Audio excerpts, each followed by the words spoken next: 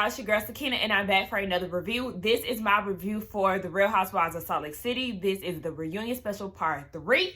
Y'all, this is the last part, so we can be done with this. I can no longer have 2 shows on Wednesday because it's exhausting as hell. I know I am late with this, and that's because if you've seen my Married at First Sight video, which actually just posted, it took like 3 hours. Nonetheless, yes, if y'all seen that, I had a doctor's appointment yesterday and it kind of just threw everything off because I'm so used to like having a certain schedule or a certain routine when I do videos and all of that. Nonetheless, I'm exhausted as hell. So that's another reason why you got it not on Thursday, but instead on Friday. So yeah, we just gonna get through this reaction based, one and done, and that's it. I feel like I had something else I needed to say to y'all, but I really can't remember.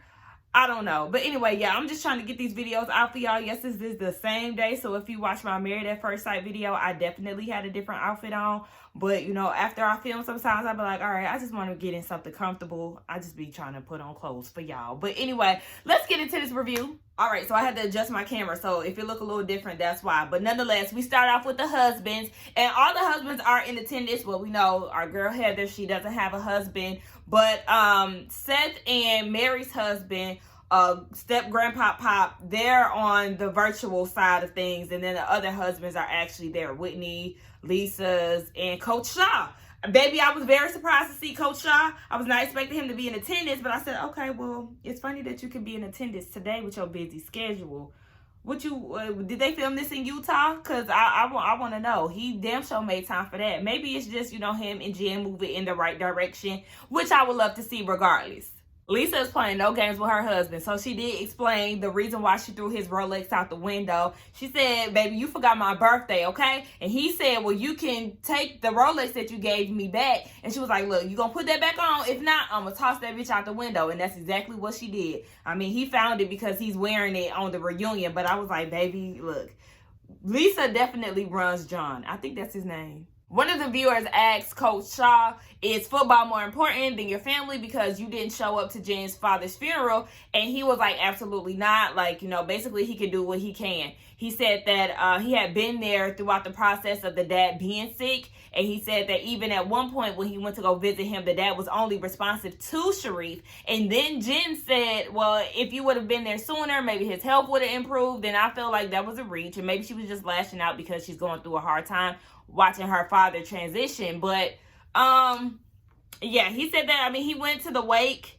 and he's been there, but it's still like, yeah, you went to the wake, but you should have been there for the funeral too. But Jen said, he does what he can, baby. Like I said, I feel like he should still be there. I'm not really understanding the Mormon faith. It's pretty confusing, and I'm not trying to, offend anybody if anybody is Mormon watching this video, but Justin, Whitney's husband, Andy asked him, are you still a part of the Mormon faith? And he said, no, he got his kick out letter 10 years ago. So no, he's no longer a part of the church. They have chosen their own path. And as he's telling his story, Heather is getting very emotional. She's crying because she relates to this. She got divorced and she said that she's probably going to get her kick out letter soon, which I was surprised that she didn't get it. But I think Heather's process is more of a recent one. I don't know if it was at the start of the show filming or if it was before then. So basically she's anticipating her letter and she's getting emotional about it. Lisa did say that her husband was married prior to their marriage and he didn't get kicked out the church. Her parents got divorced and his parents got divorced. So there was divorces in the Mormon community. But I guess they start going further into detail. I'm like, look, being Mormon is just way too much.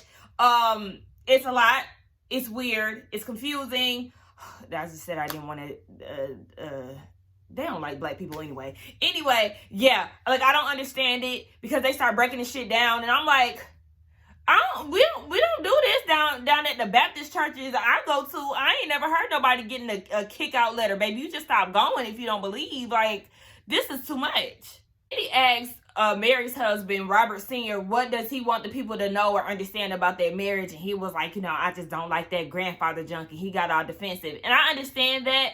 But I also feel like y'all should have expected that, especially coming on a national platform and, being on TV. you're going to get those type of things, and you're just going to have to be able to deal with it. Because yeah, y'all story is weird. It's weird as fuck. It's not a written will. Y'all waited 2 years to really decide whether or not y'all were going to be together, and it's just like, it's too much. So yeah, you're going to have to deal with these type of things, because y'all situation is strange, and we not gonna sit here and act like it's not. I mean, look, you used to bang her grandma, and now you banging her. Like, it's weird as fuck.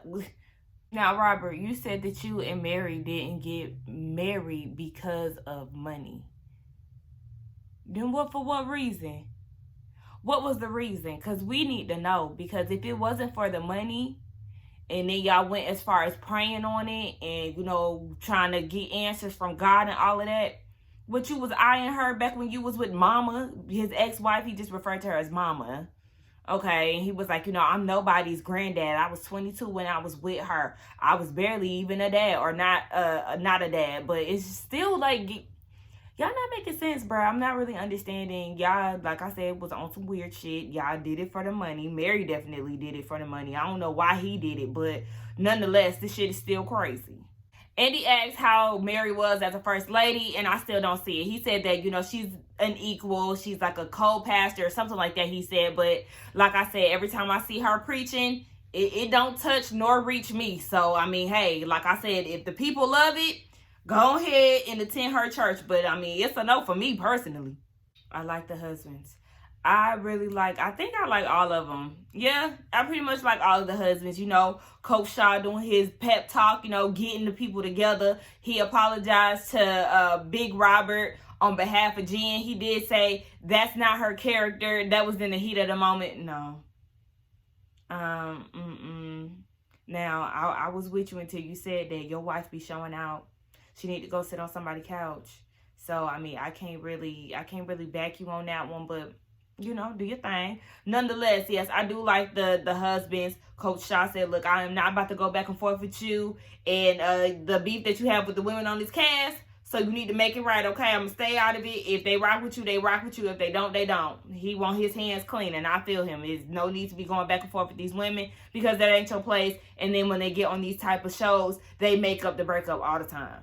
They get into the topic of Whitney's dad, and she said she does not know how he's doing. She said after the show, they had built a great foundation. And then after her birthday, she just hadn't heard from him until this day. I don't know when her birthday was or how long the timeline is, but she said she hasn't spoken to him. She does try to reach out to him every other day, but, you know, he doesn't call. He doesn't text back. He doesn't respond at all. So she really has no idea what he has going on. She said there were so many opportunities for him to get better, but it's just not happening that way. Andy said, you know, everybody was rooting for him, and she said that she really does want the viewers to continue to root for him because he does need that love and encouragement. So I really hope that, I mean, you have to be ready. Like, I understand that her and Justin and the rest of the family may want him to be ready, but, you know, he has to actually want it for himself. So it does typically seem like it goes that way for people who suffer with addiction. Like, it's the constant up and down. One minute they want to get it right, then the next minute, you know, they want to go back and indulge in whatever it is that they were doing. So prayers up to Whitney. I definitely feel for her, because you always want the best for your loved ones. Who thought that was a wig on Whitney daddy head? That's definitely his real hair, and she confirmed that as well. Like, that's definitely not a wig, and if so, that would have been the worst wig in history. Okay, I might be exaggerating a little bit, but still, you know what I'm saying. Meredith says she is not about to engage, okay, into a conversation about her marriage. She does not want to give any additional information, okay, because the women are really not here for her marriage. Nonetheless, she went into detail anyway. She did say the show helped them get back together. Seth said they were hanging by a thread, but, you know, they had to really take a level of accountability within their marriage and discuss some things that they typically would not. Yeah, he did file for a divorce at one point, but, you know, they have went through the breakup to make up process many times. I don't really know what makes this time that much different, but I definitely do hope that they do stay together, because one thing about Seth, baby, he loved him some Meredith. Now, she may not be the most exciting person, but he loved him some Meredith. Andy asked, okay, obviously she did say that she was seeing somebody else during y'all times of separation. Were you dating other people? And he said no, okay? Like I said, he loved that Meredith. To know Brooks Marks is to love Brooks Marks. I know what y'all doing there. Y'all keep saying his first and last name to kind of plug in his clothing line and all of that. But what we're seeing on TV, we're not interested in. I'm sorry. We the people do not love Brooks Marks. We actually thought we were going to love him. But as time went on, yeah, we definitely realized he was aggravating as hell. Heather, baby, Fave, don't make this situation about you.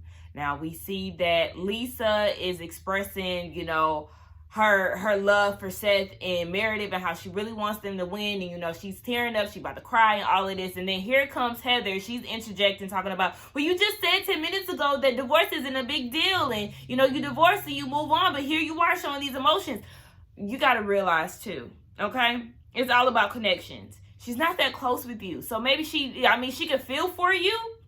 But yeah, she's not going to be moved to tears when it comes down to you and your divorce because she has an actual relationship with Seth and Meredith. I don't understand why she keeps making this thing about her. Like, this, baby, just sit there and just wait until a question is asked specifically to you. I love you, but I just don't like you continuously going back and forth with Lisa. Like, I mean, we get it. Y'all don't like each other. I don't know if y'all ever will like each other, but just stop because it's unnecessary as hell. Then all of a sudden it's a mute point and you don't want to discuss, you know, you not being loyal to Meredith, but preaching all this loyalty throughout the whole season. Like, no, it's very important that we touch on this topic because, yeah, you were trying to blame it on everybody else, too, like it just wasn't you. And you were saying that you wasn't coming from, you know, basically a messy standpoint. That's exactly what you were doing. You were giving out unnecessary information, showing photos, going to both the blinds. And it's just like, it wasn't even necessary. You even said in when you was at Heather's house,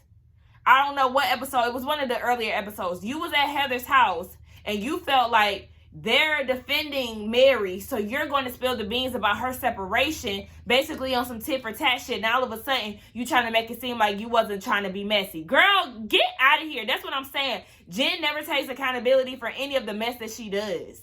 Now, everybody apologized. I feel like the Blondes, they did talk about it, but they didn't go on the tour like Jen did. So, I mean, you know, you apologize for your part, and that's that. But it's Jen apologizing and saying, I'm sorry, I should have never engaged. It's not the fact that you engaged. You brought it up as a topic of discussion. It wasn't like somebody else brought you to BS, and then you decided to indulge in it. You presented the mess. Like, girl, what? Came from a place of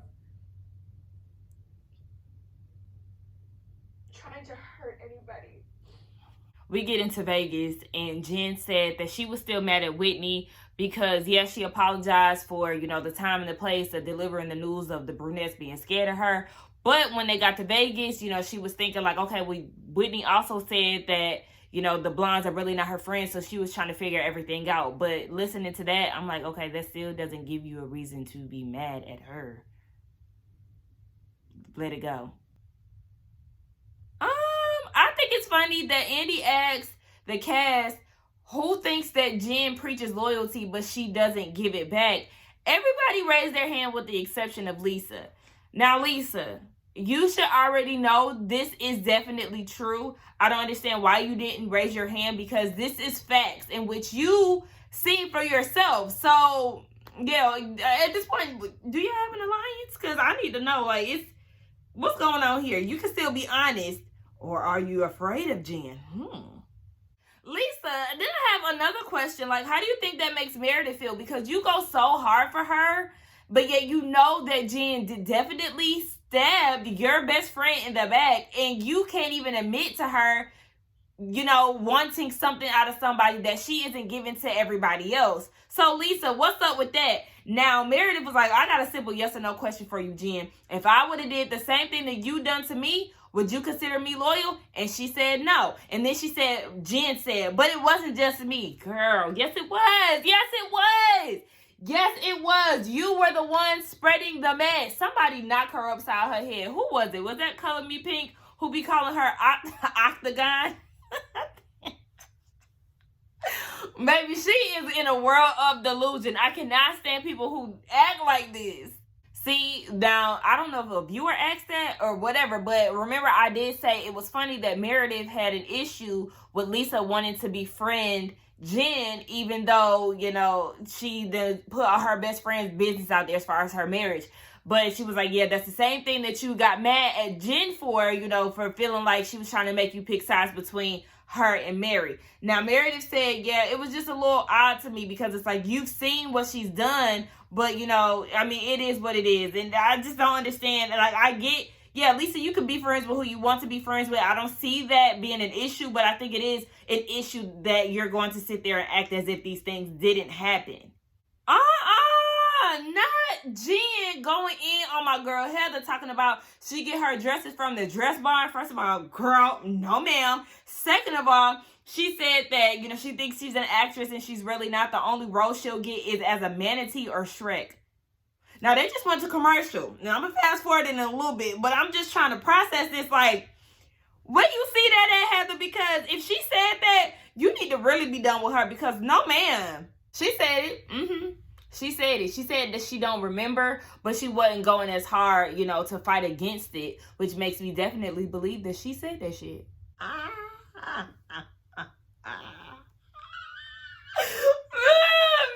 being asleep is so hilarious. Baby, listen, that is me, okay? If I'm bored and if I'm sleepy and I'm already sitting down, you know they film these reunions for hours and hours on end, baby. I'm gonna be asleep just like Mary ass. She don't even know what the hell the question was. But anyway, they were talking about what they was talking about. Oh, why Jen raised her hand in Vegas and said that she didn't trust Jen. She didn't trust Heather. It was a tit for tat thing. She trying to make it seem like, oh, I said that because down at the hot tub, you were saying that, you know, you haven't been honest with me. Girl, what Heather said was not even that deep. She was just expressing how she feels. Like, I'm afraid to let you know how I feel because I think that you're going to get upset and you're going to feel like, you know, you can no longer be friends with me. That's where she was coming from. She wasn't trying to make it seem like she was out here living a damn sneaky life. Jen, you did a tit for tat and you won't accept it and take accountability. All right, Jen. Sis, wake up. You're not black. You're not black. You always look at Mary. And Mary can understand as a woman of color, you know, being told don't talk and you're a bully. Yeah, I understand that, and I'm not trying to claim the pain and all of that, but that's more so geared towards black women. You know, you heard of the phrase angry black woman? You're not black. Like, you're a Hawaiian woman.